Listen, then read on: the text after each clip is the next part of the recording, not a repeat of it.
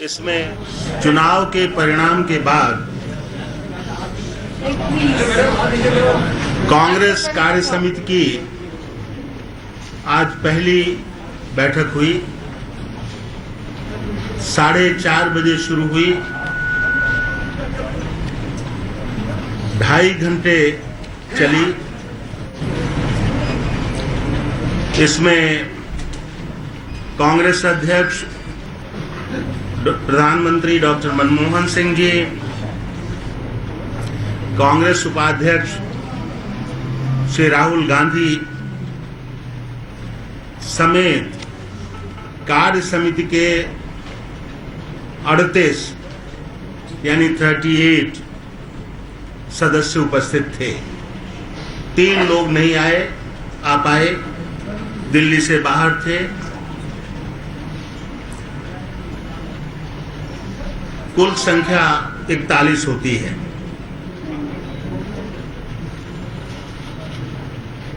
सबसे पहले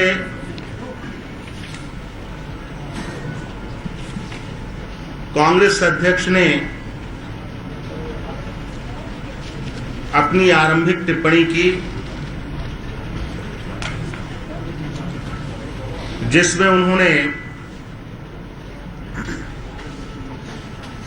इस चुनाव परिणाम के संबंध में कहा कि निश्चय ही पार्टी के लिए ये चुनाव परिणाम अत्यंत निराशाजनक है। देश में जिस तरह का वातावरण बनाया गया, जिस तरह समाज में ध्रुवीकरण यानी पोलराइजेशन का प्रयास किया गया, वो चिंताजनक है। हमारे विरोधियों ने असीमित साधनों का उपयोग किया, लेकिन यह तो एक स्थिति है। उन्होंने कहा कि हम स्वीकार करते हैं कि कुछ कमी हमारी तरफ से भी रह गई। हमने सरकार और पार्टी दोनों की तरफ से जो कुछ करना चाहिए था, शायद वो पूरा नहीं कर पाए। अच्छी नीतियों और कार्यक्रमों के बावजूद जिस तरह का प्रभाव देश के लोगों के ऊपर पड़ना चाहिए था, वो नहीं पड़ा। ये समय है कि हम इस सब पर विचार करें, कुछ ऐसे परिवर्तन करें जिन परिवर्तनों की आवश्यकता है। ये कहते हुए, जैसा कि उन्होंने चुनाव परिणाम वाले दिन कहा था, उन्होंने कहा कि मैं ये महसूस करती हूं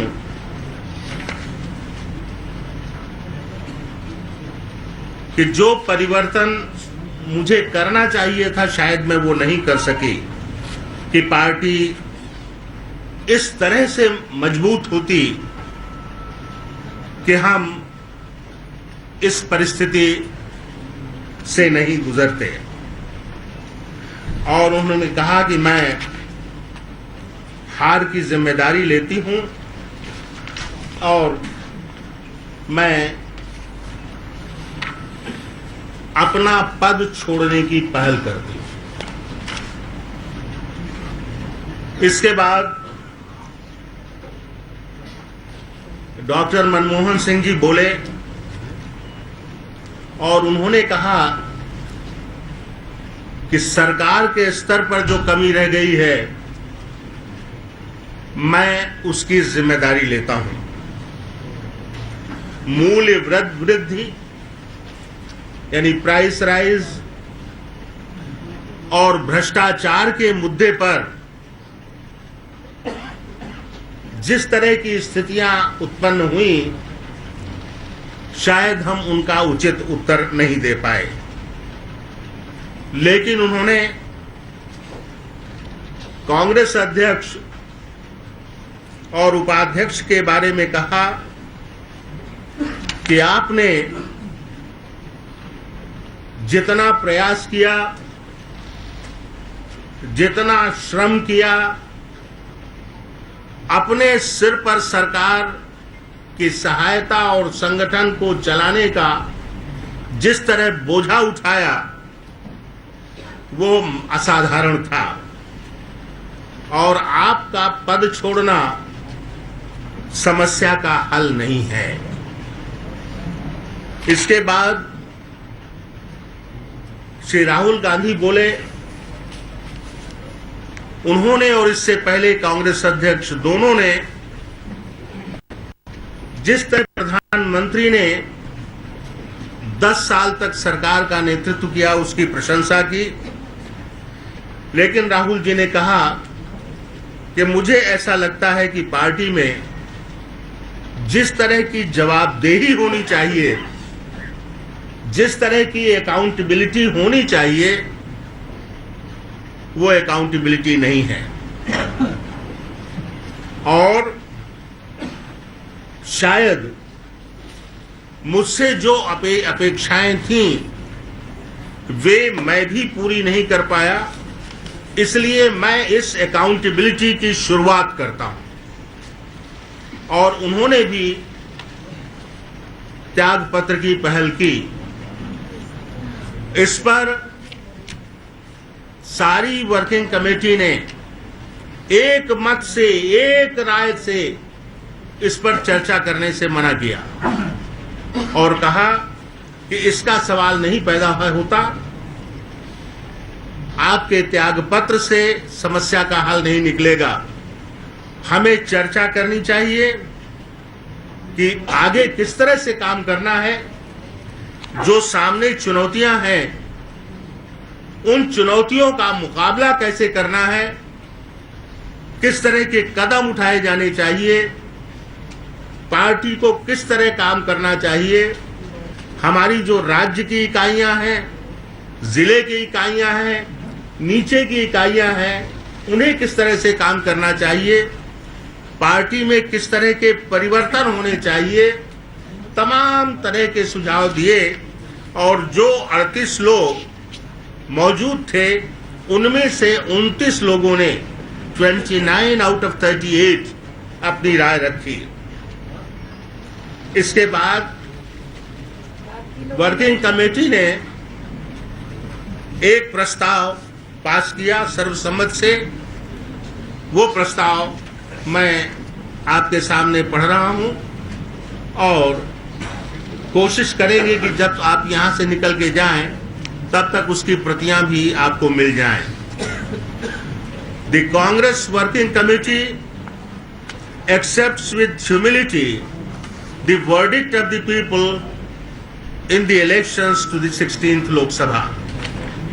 Despite the untiring and selfless work of lakhs of Congress workers, the outcome of the elections is indeed a matter of great disappointment.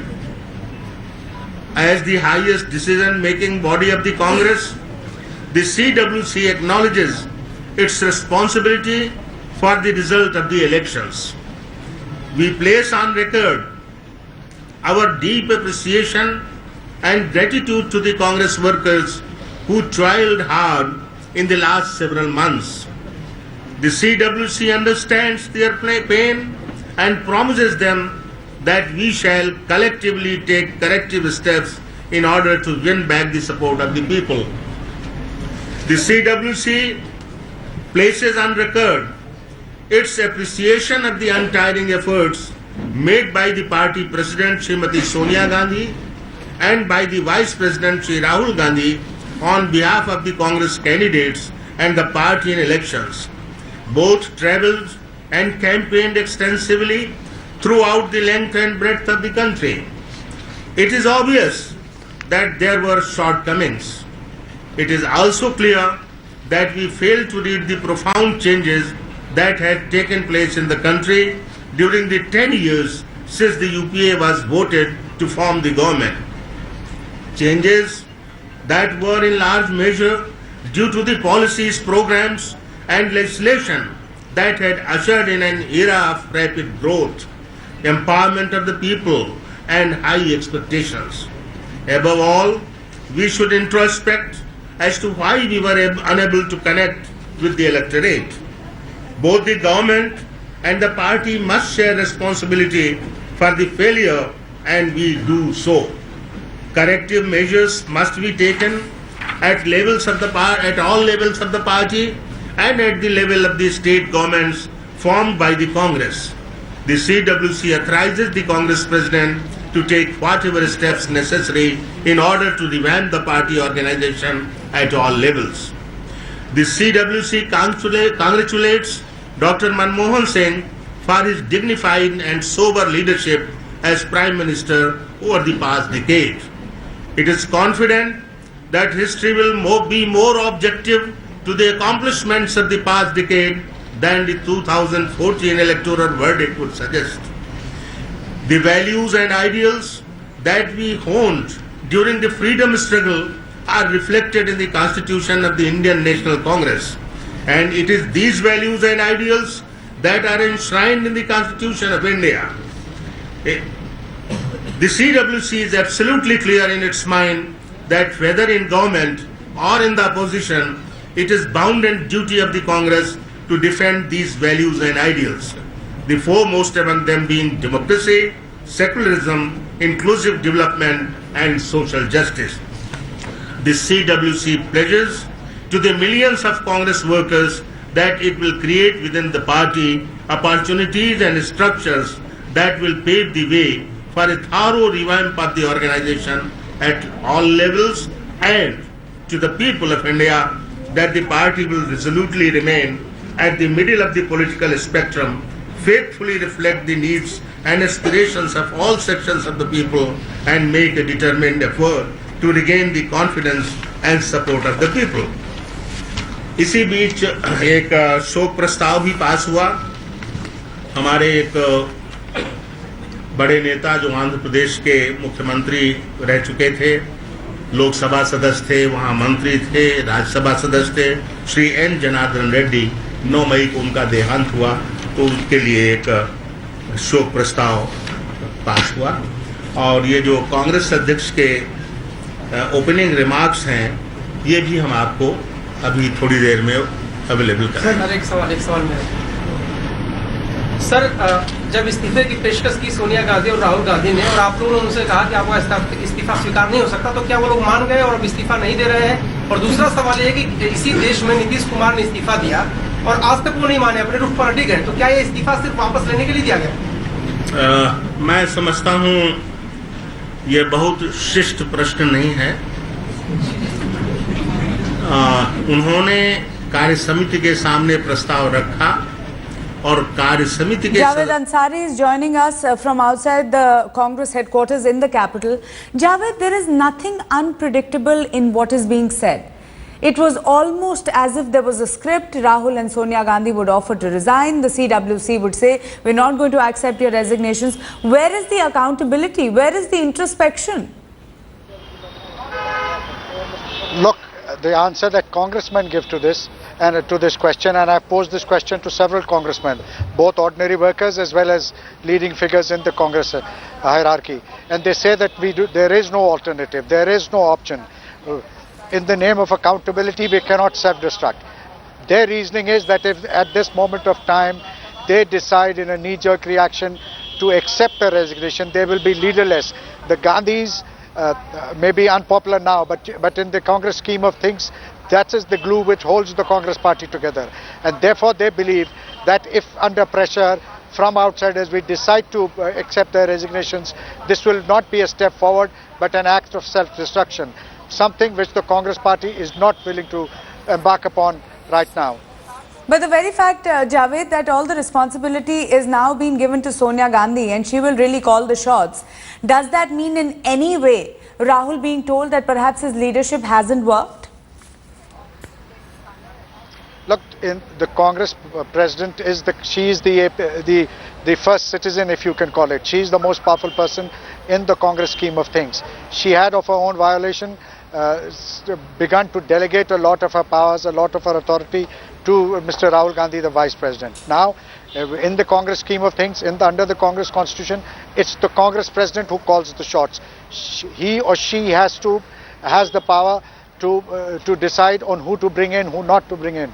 And now, perhaps, the Congress has realized in its wisdom that Mrs. Gandhi is the one who should be calling the shots, and that Rahul, without saying it in so many words, that for the moment Rahul should be a bit under the radar. Okay, that says a lot. Javed Ansari from outside the Congress headquarters, thanks so much for that.